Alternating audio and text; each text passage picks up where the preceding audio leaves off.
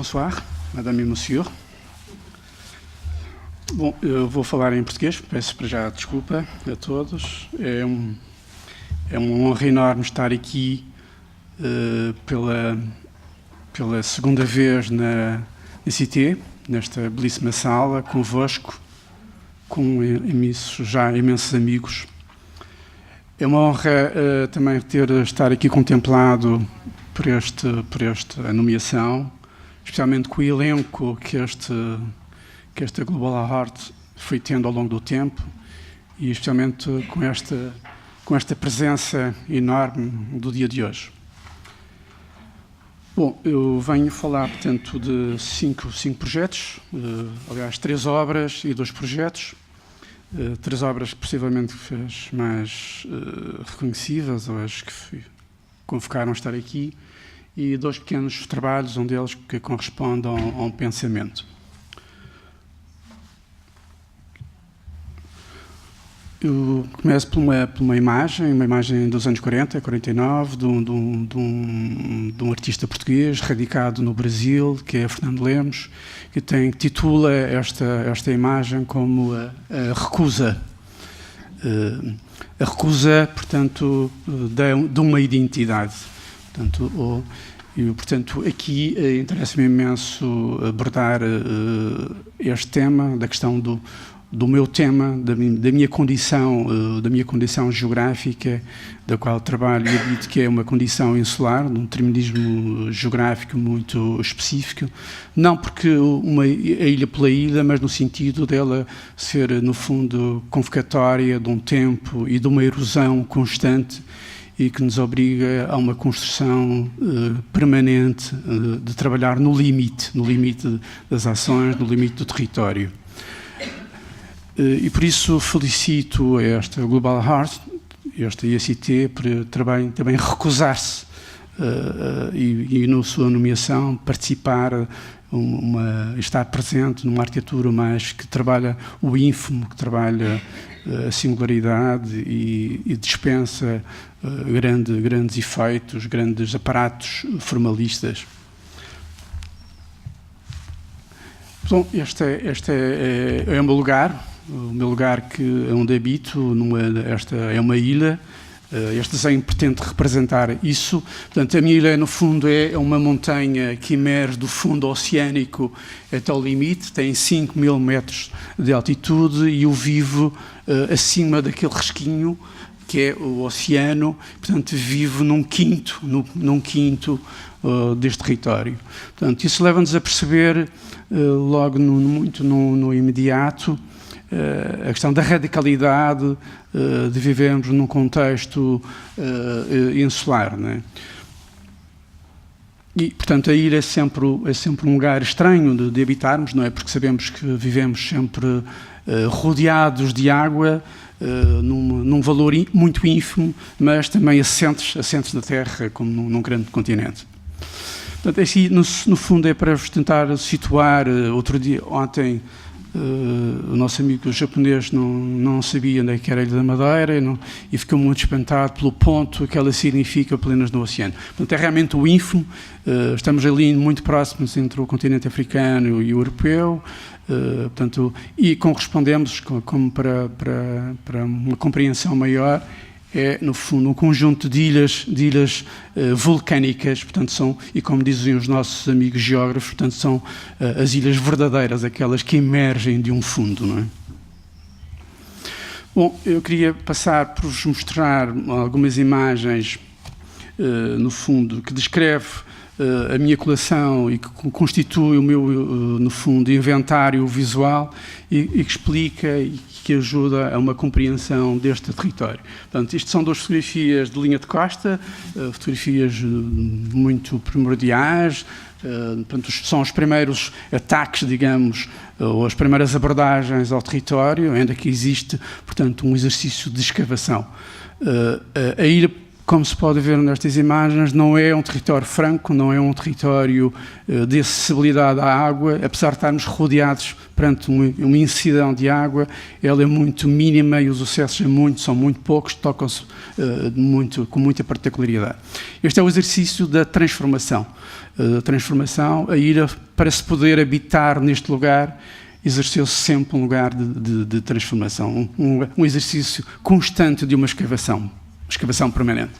Esta é outra imagem, uma imagem já de uma construção militar, portanto não é feito por um arquiteto, mas que me apaixona imenso, porque traduz um conhecimento de uma topografia, um conhecimento de uma relação de batimétricas, portanto, das cotas abaixo do fundo do mar, e que, portanto, marcam as nossas portas, as portas para ter acesso a este território.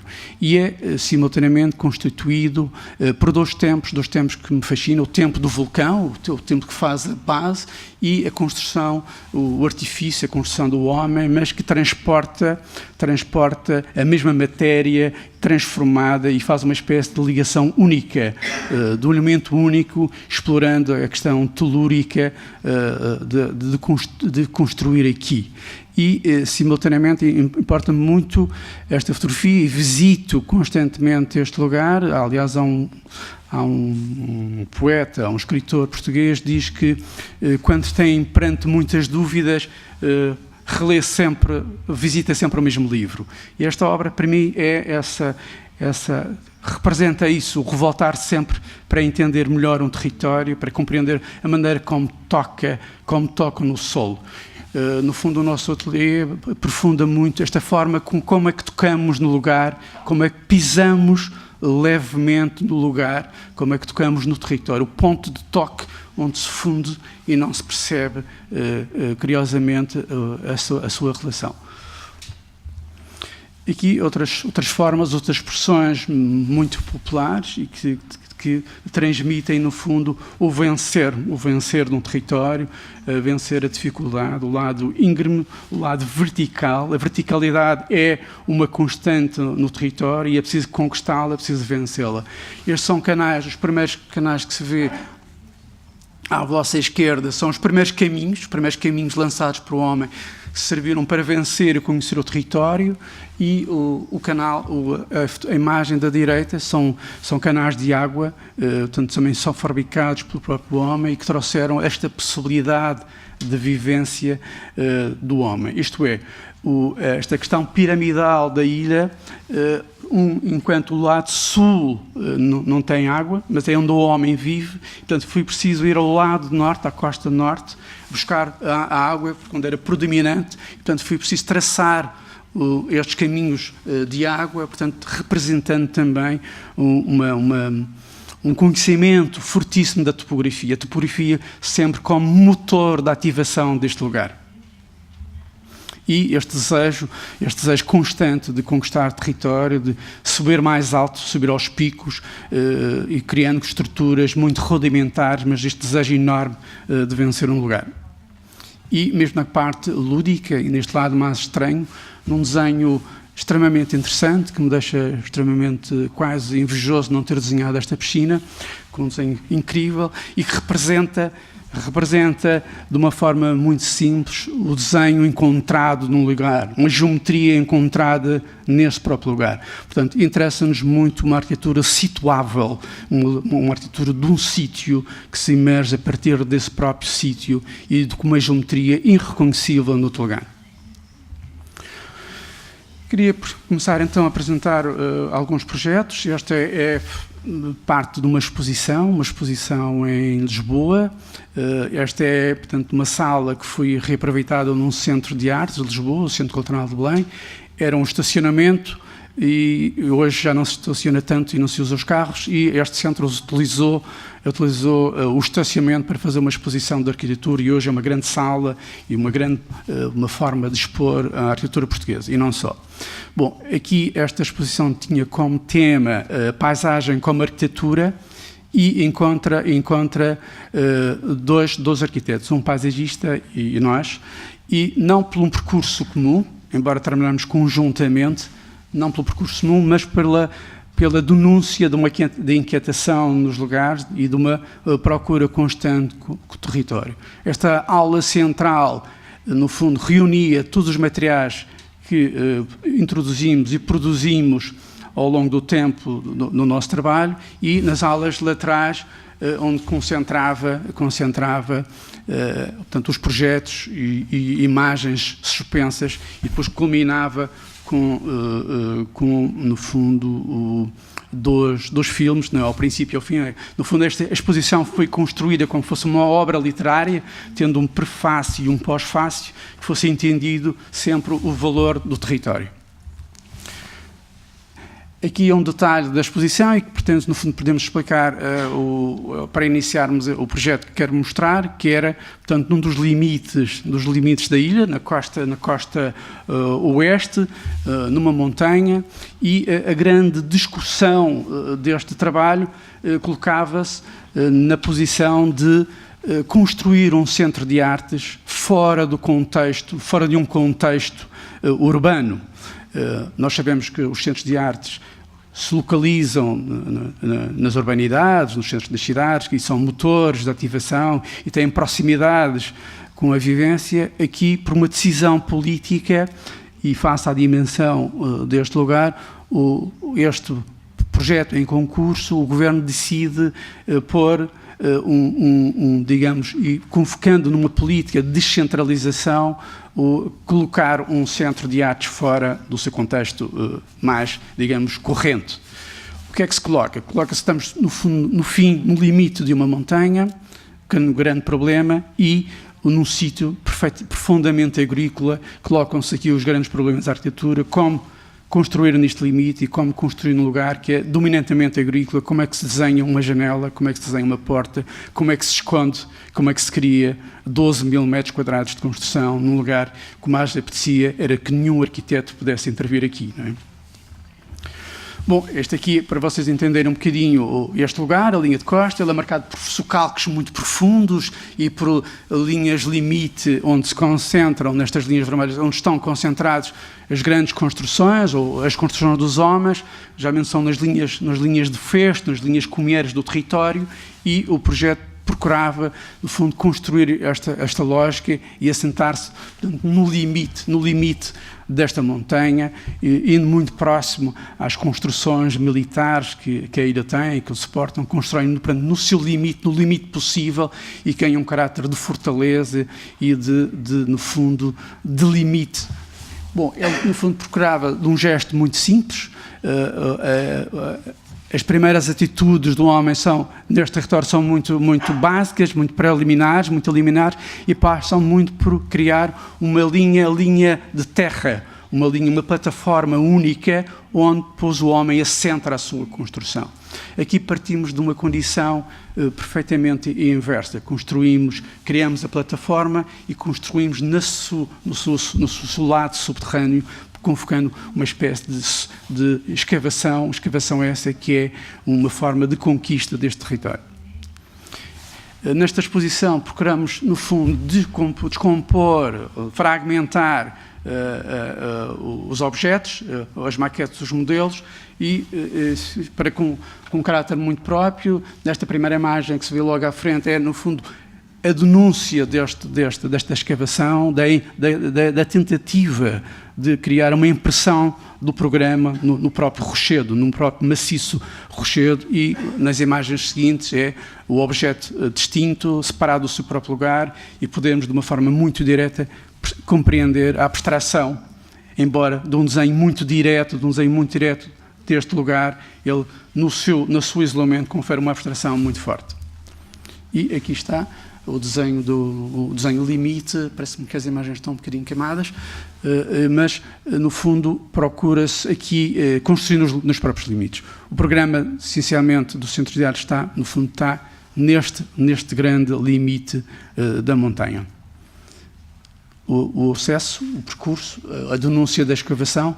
No fundo, procuramos encontrar neste projeto antes, e como construímos no limite, podemos encontrar um grande espaço de encontro, um grande espaço público, e que ele pudesse ser uma plataforma que se fosse encontrando uma sequência de espaços e esses próprios espaços fosse lentamente anunciando este programa. Portanto, à partida não é identificável um centro de artes, mas sim é preciso percorrê-lo e ensaiá-lo. Ele, por sua vez, dispõe-se de uma forma muito discreta, no sentido de ensaiar um exercício para a própria paisagem. Aqui a forma do programa, o programa como está ensaiado, no fundo é uma sucessão de espaços de dimensões diferentes. Este é, portanto, o primeiro centro de artes que se faz e que se constrói na ilha, e deparamos logicamente com imensos problemas, no sentido, por exemplo, de calcular um auditório para que pudesse corresponder não só os habitantes, mas a carga de visitas que a ilha tem, e, portanto, ele está calculado, e sabíamos perfeitamente que este centro de artes não poderia responder de uma forma muito direta à população, mas, por exemplo, teria que responder a vontades e a prioridades que pudesse convocar visitantes. Portanto, e o auditório, por exemplo, é calculado no número de passageiros de um avião. Aqui no desenho inferior percebe-se esta relação da escavação, do querer penetrar, do querer imprimir todo o programa na rocha, e a forma depois como as aberturas na sua cobertura permite, no fundo, estão aqui como medição da profundidade e estabelecimento da sua relação com o território e, neste caso, com o céu. Portanto, o programa, no fundo, organiza-se como uma grande promenade com um pátio central esse que vai furando todo o edifício e vai estabelecendo relações entre as diferentes partes do programa. Uma sala de exposições, procura-se aqui, é sempre difícil, a imprevisibilidade da arte é muito grande, é importável no imediato dispensar todos os elementos exigidos para compor um espaço regulamentar, pelas exigências regulamentares. Então todo o exercício foi não desenhando, ou desenhando o menos possível, isto é, escondendo todas as exigências técnicas. Portanto, não se vê um rodapé, não se vê qualquer aparelho de ar-condicionado, não se vê nenhum aparelho de emergência. Portanto, ele foi sendo pouco a pouco camuflado para que a evidência da arte possa acontecer. A profundidade dos circuitos. Os circuitos são sempre caminhos longos e abertos ao longo do edifício, que no fundo exploram a profundidade e exploram a escavação. As questões de luz, a luz aqui entra no fundo para temporizar o valor do edifício, percebermos a sua profundidade e também o tempo do dia. E as aberturas acontecem sempre numa relação do interior para o exterior, numa abertura. Nunca desenhamos os alçados, nunca desenhamos as frentes dos alçados deste edifício. Ele foi sempre convocado nesta emergência de uma relação e de um percurso interno que, de vez em quando, faça-se o lado mais orgânico, foi, no fundo, se criando pontos de vista com o território e uma espécie de georreferência deste lugar. Mesmo nas salas mais profundas, foi sempre criando este ecrã para o oceano. E a questão de procurar e moldar um horizonte, criando através de uma grande vista, combinando e tendo situações sempre de abertura para o espaçamento do oceano. Queremos construir com matéria local, duas matérias que nos fascinam imenso, a pedra vulcânica, na primeira caixa, ela cerrada, com dimensões mais económicas possíveis, encontradas numa pedreira, e o calhau que é-nos dado pelas frentes de mar, que são calhaus colados, que transportam um tempo enorme que é preciso conduzir, e tivemos alguma facilidade em usar este material, porque era uma obra pública, porque os privados não podem usar este material. Portanto, e fomos tentando usar estes dois tempos do vulcão, criando esta relação de um tempo que é-nos dado por um desenho feito pelo oceano e um desenho que é cortado pelo arquiteto, cerrado, e que faz a colagem ao próprio edifício.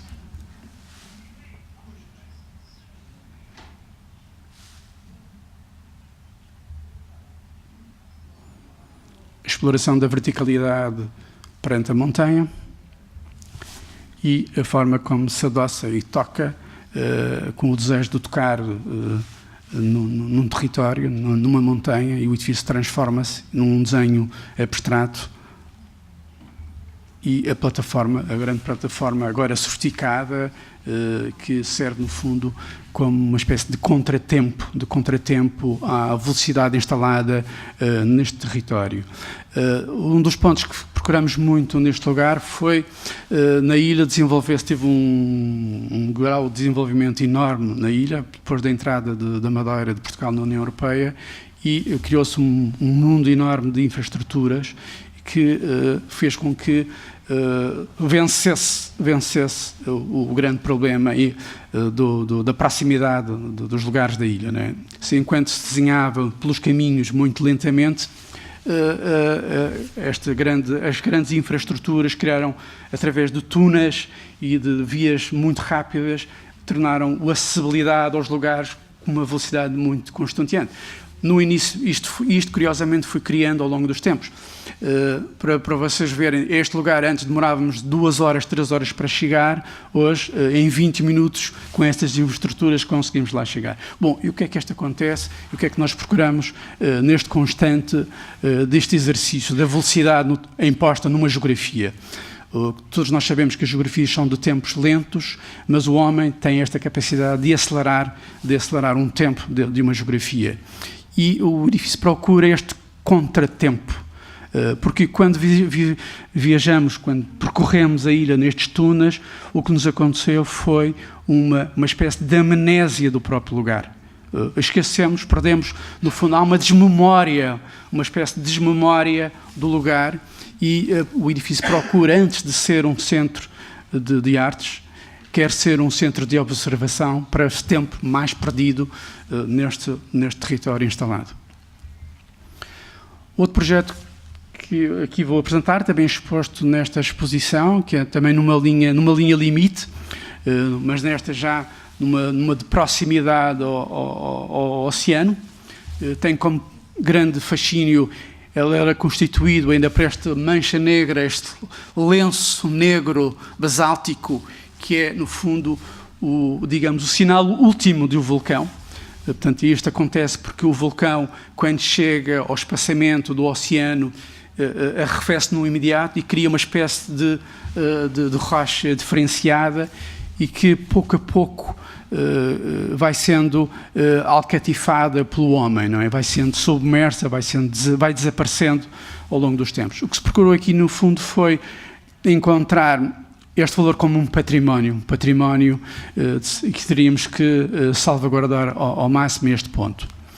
Este lugar é também marcado por muitos tempos de uso neste próprio sítio, e é marcado por uma erosão da violência do oceano, que faz com que esta falésia nesta proximidade esteja em deriva, em desaparecimento, e simultaneamente encontramos uma erosão social. Encontramos um lugar muito, muito pobre, e que estávamos, no fundo, a construir o primeiro equipamento público para esta população. Ele é, portanto, um lugar a oeste do centro da cidade. Portanto, aqui é a questão não sei se tenho ponteiro, mas pronto. Aqui que estão a ver é Câmara de Lobos, portanto, é um sítio de Câmara de Lobos. É, portanto, um sítio onde viviam lobos marinhos, onde se encontravam esta população de pescadores. Portanto, neste momento é uma vila pescatória que tem como condição pescar o peixe mais profundo do oceano.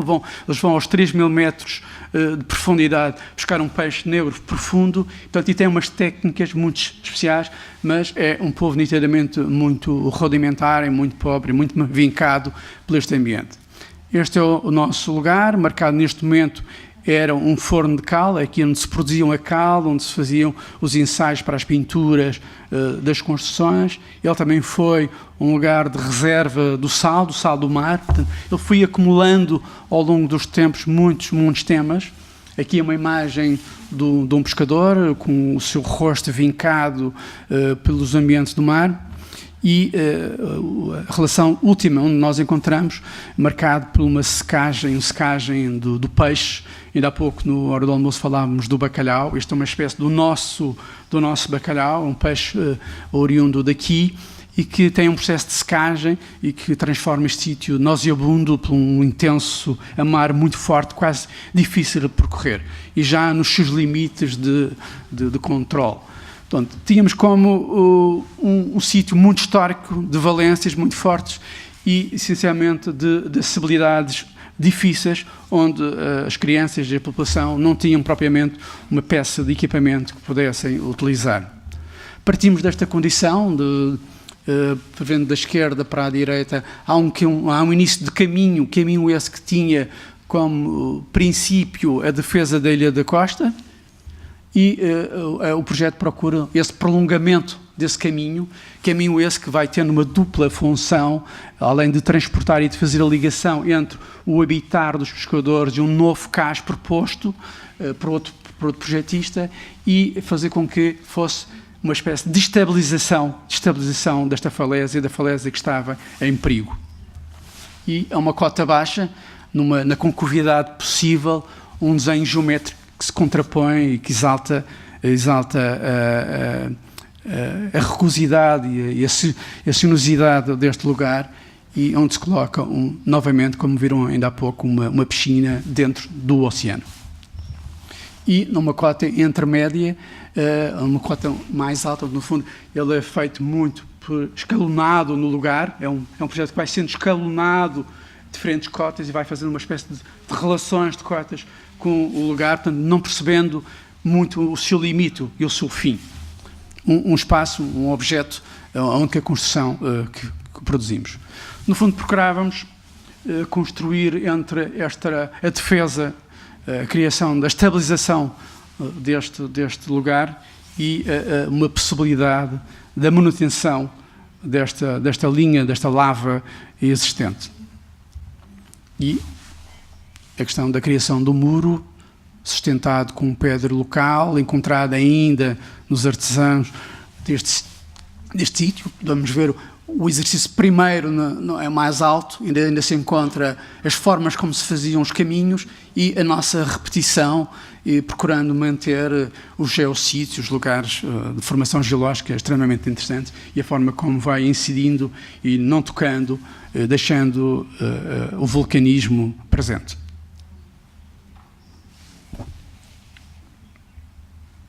Muito próximo desta condição, portanto, no fundo, num caminho que vai bordeando um limite, e que num limite este que é extremamente forte, e que este é um caminho muito antigo da ilha, que vai bordeando a linha limite do território, que é uma espécie de belvedere para o oceano, e que nos cria esta grande possibilidade de relação entre a terra e a água. Esta é uma sequência, fomos ao longo do tempo criando uma sequência de perfis ao longo do território. Como vocês devem imaginar, estes sítios não têm dados técnicos que nos são fornecidos, era muito feito em constante obra, e a piscina na concavidade do maior, deixando o conceito da lava e o percurso do caminho. E a espessura do muro que tem, no fundo, cria uma espécie de trilogia. Na cota alta percorre-se, sustenta a falésia e organiza um programa balnear, portanto, é uma espécie de grande estabilização, quase uma operação ciclópica, uma operação que cria um limite, como se a partir daqui não se pudesse construir mais.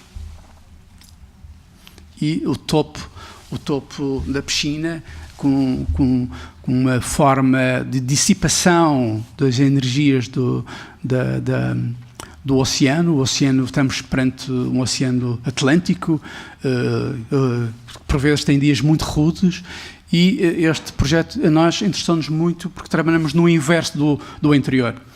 No interior trabalhamos para um centro de artes e estávamos a trabalhar constantemente numa ausência de desenho. Aqui estávamos, a ausência de desenho era quase crucial no sentido porque estávamos a construir um edifício que desaparece. Isto é, quando construímos no limite do oceano, o zero não existe. Trabalha-se de uma maneira diferente. O nível do mar sobe e desce, e quando está em grande rodeza, ultrapassa e é galgável. Portanto, era um projeto que, determinados dias do ano, ele próprio é galgável e, portanto, tem que corresponder a uma dureza para responder à dureza deste oceano. Não é? E numa cota mais altaneira, numa cota mais alta, a única construção evidente, uma espécie de sombra. Quando se constrói nestes limites, o grande déficit que encontra é exatamente a sombra. Não existe sombra, a rodeza é de tal ordem, os ambientes são tão áridos que era preciso criar um edifício que convocasse essa própria sombra.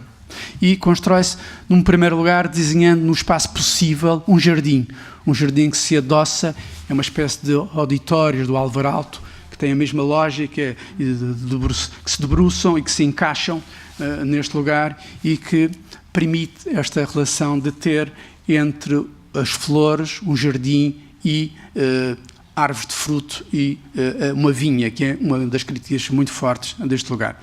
E nos seus limites, então, a construção de um objeto.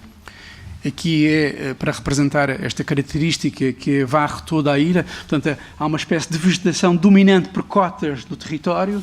Aqui é o vinho. Nós plantamos o vinho a uma cota alta por escassez do próprio território. Isto é, usamos a cota baixa para cultivar e a cota superior para ter esta espécie de corredores de véus verdes que vão permitindo a dualidade de funções.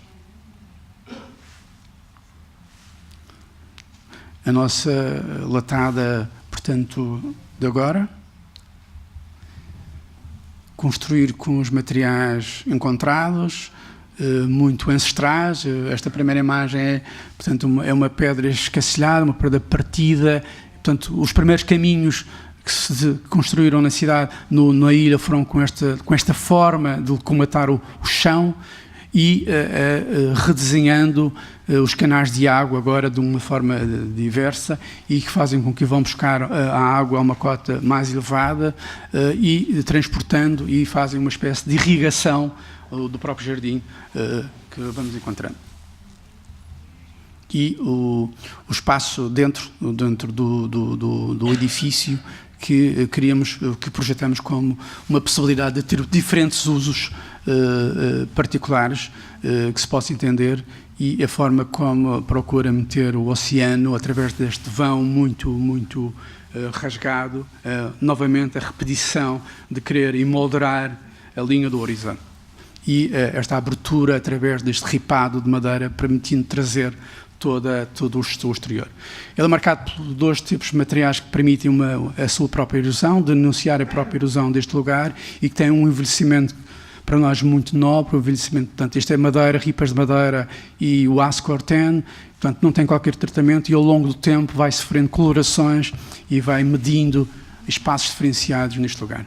E esta relação do vão, e que tendo uma particularidade surpreendente, que foi esta caixa, que funciona como uma espécie de caixa de ressonância, que foi trazendo os sons. Uma coisa que é muito interessante é a utilização dos sons quando se trabalha nestas linhas de limites do mar, portanto, e este edifício permite ter a sonorosidade do oceano com este pequeno detalhe de transportar esta caixa de maneira mais à frente e no reflexo do seu vidro fazer uma espécie de caixa de música dos sons vindos do oceano.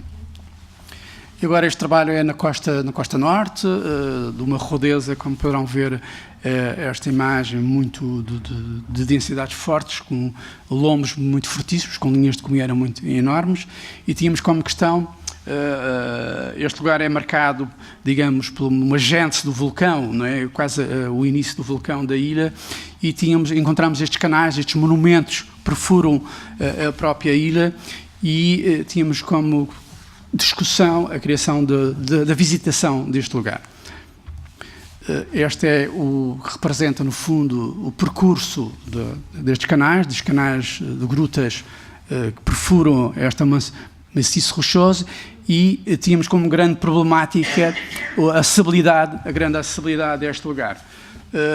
ela estava, portanto, numa falésia, e esta falésia gravítica, muito forte, era muito instável e não permitia que se visitasse, porque estava num constante trabalhar da montanha, caindo constantemente pedras. Era preciso criar uma espécie de elementos de mangas, como nós chamávamos, que é uma espécie de escadas de avião que permite fazer a transição de um mundo para outro mundo, não?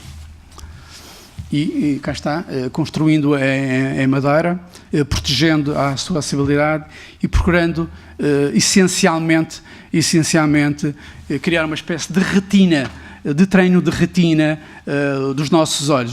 Passamos de um mundo com uma claridade intensa, um mundo do real, para um mundo profundo, e era preciso procurar o treinar deste olhar, e ele é marcado pelo o início de rasgos possíveis, e esses rasgos vão sofrendo gramagens diferenciadas até chegarmos a um ambiente dirigido, negro e profundo. E, na sua relação inversa, abrindo-se para uma grande claridade e treinando do escuro para o claro.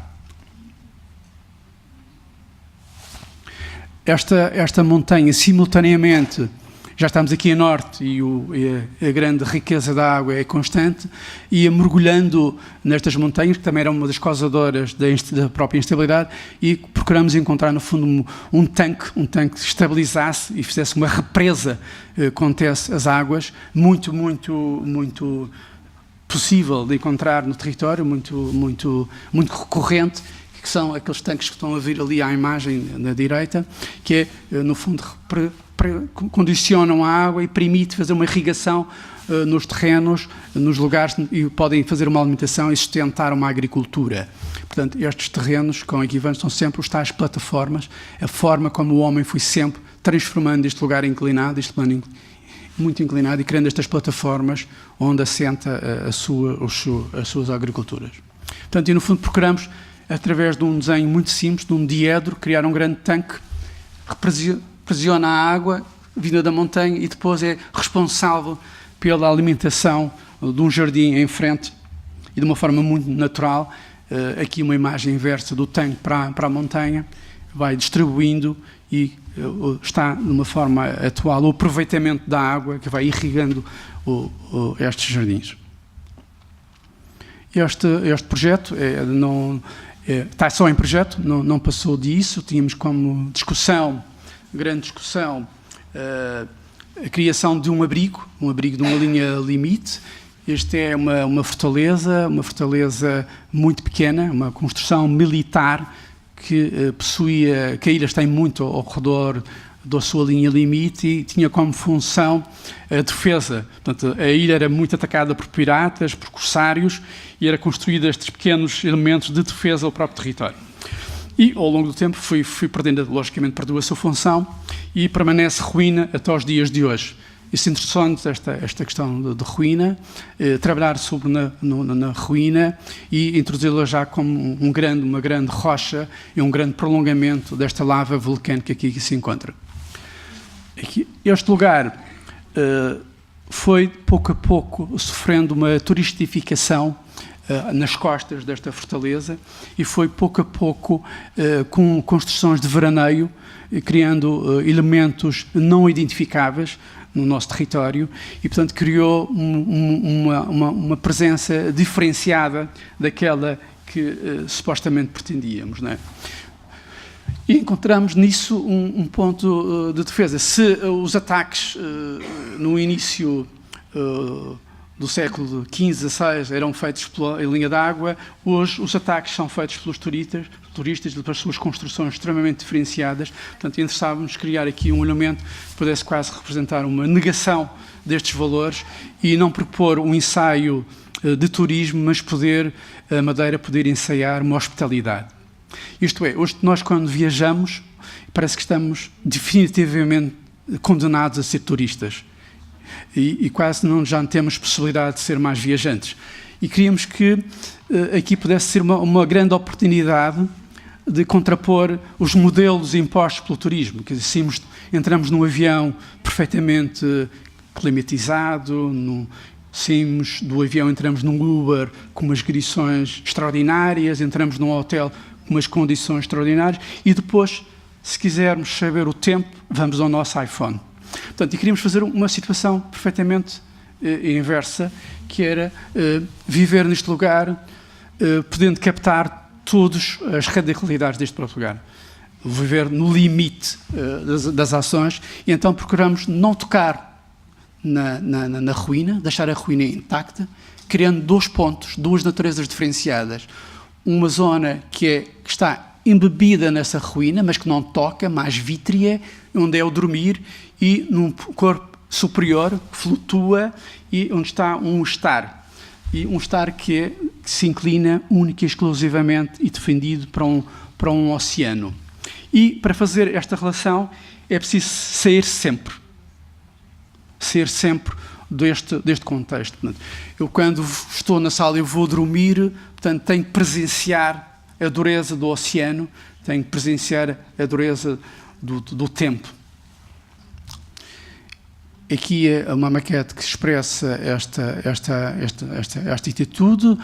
São 2 corpos vítreos que são o dormir, e tem uma particularidade, portanto, alagamos o interior desta ruína com cinza vulcânica, que, por sua vez, faz com que o homem, ao percorrer, introduza melodia.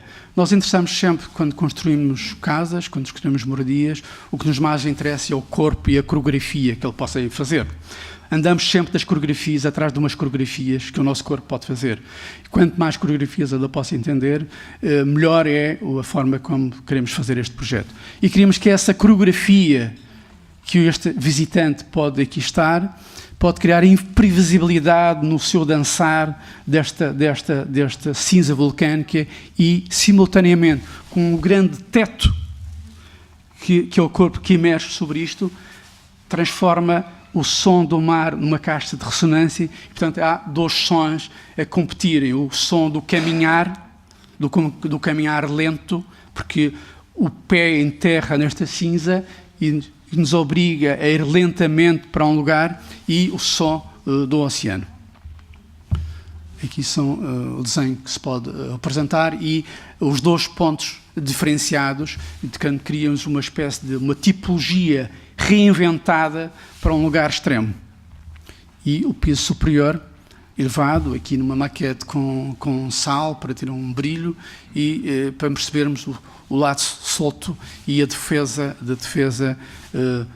dos ataques dos modelos do turismo a norte, e abrir isto única e exclusivamente para o centro. Portanto, no fundo, cintar todos os elementos do programa nos seus limites, de onde vem de redesenhar uma fortaleza atual, uma fortaleza contemporânea, onde mete todas as componentes do programa neste cinto, e permite estes rasgos, faz com que direcione e nos defenda destes ataques diferenciados. Construído nestes 2 tempos, o tempo da lava, feito pelo vulcão, o tempo da muralha, o cinto negro convocado pelo homem por uma pedra trabalhada, e a criação da cinza vulcânica. É um material que é desprezado no território, mas que nós estamos a reaproveitar, e compactamos esta cinza, e com uma simples resina, no fundo tocamos estes corpos novos, e fazendo com que esta relação da matéria possa fazer uma espécie de sutura matérica. Interessa-nos mais o material não só pela sua constituição física, mas sim pela história que ela possa transportar, e fazer com que este edifício possa ter 3 tempos: o tempo da lava, do vulcão, o tempo do cinto da defesa, e o edifício último, o que encerra também com o elemento final do próprio vulcão. Aqui a questão de uma imagem da Bienal de Veneza, em que tínhamos o projeto. Aqui tentávamos transportar assumimos este projeto como acusar a tempestade que uma forma de arquitetura de veraneio pode convocar um território, e, portanto, as maquetes estavam suspensas, e, portanto, o lugar fica quase suspenso quando é agredido por episódios calamitosos. e a relação de um filme constante que ladeava as maquetes, este modelo, a questão sempre da figura e do fundo, e um oceano constante, que era, no fundo, o desenho que andamos sempre a perseguir, que é o espaçamento do oceano. O projeto que vou mostrar agora é apenas uma figura de pensamento, muito rapidamente, é o Funchal. Interessa-me expressar o Funchal como uma cidade de grande experiência dos europeus fora do contexto da Europa. Portanto, é a primeira cidade atlântica feita pelos portugueses, na dimensão da expansão. Podemos dizer que é a primeira experiência da globalização feita pelos portugueses no seu caminho para o mundo, e que ensaiam o Funchal, portanto, é a primeira cidade encontrada. Mas que o ano passado sofreu drasticamente um incêndio fortíssimo, onde se culminou, que começa nas montanhas e que vai derramando por um acidente violento de ventos cruzados, vão sendo derramados pela cidade. Portanto, não é propriamente comum uma cidade no século XXI incendiar. As cidades incendiavam no século XVIII, mas é fruto de uma expansão. A cidade cresceu numa lógica de expansão fortíssima e por abandonos de uma floresta. E este, por si só, acelerou este problema. Nós fomos convidados a fazer um pensamento, em que criei um gabinete específico, um ateliê específico para o pensamento da cidade, com contacto direto à Câmara Municipal, que tem como função fazer uma espécie de reconhecimento crítico e uma possibilidade de uma reconstrução crítica da própria cidade. Isto é para entendermos um bocadinho. A cidade é marcada de uma forma muito forte.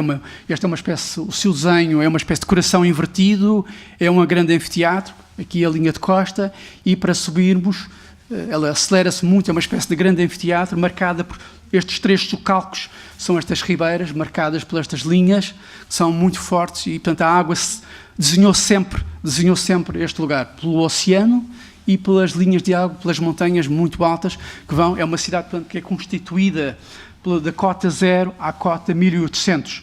Portanto, e quando chove torrencialmente, esta diferença de cota acelera e vai fazendo estes desenhos à própria montanha, e por toda esta água é recepcionada na grande cidade. Partimos deste princípio de voltar para trás e perceber a reinscrição de uma geografia. E como é que um arquiteto pode contar a vida de uma cidade, ou se é que um arquiteto pode, no momento, no nosso país em que há uma espécie de requiem à arquitetura portuguesa, voltamos a ter esta possibilidade de pensar sobre a própria cidade e como poder refletir sobre um ordenamento. Fizemos logo uma maquete muito grande, esta maquete é gigantesca, devo já dizer, e para perceber como a topografia é um motor de ativação num lugar, e aqui percebermos como descarnando este lugar, podemos reinterpretar novamente, reestudar este lugar. Aqui é uma imagem onde denuncia, onde é possível encontrar a geologia presente, a rocha viva. Estas linhas negras são ainda a presença do vulcão dentro de uma cidade, que pouco a pouco foi sendo camuflada pela vegetação, pelas construções. E nós queremos reevidenciar este valor da geologia e como é que ela vai renaturalizar, através de um projeto de renaturalização, poder reinstalar-se neste lugar. E muito neste sentido, onde a arquitetura era feita sempre com uma lógica de uma geografia. Portanto, isto é uma pintura, uma aguarela oitocentista, feita por um pintor que visitou a ilha, russo, e que expressa muito bem a autenticidade do posicionamento quando a implantação é decidida nesta lógica da topografia. Muito obrigado.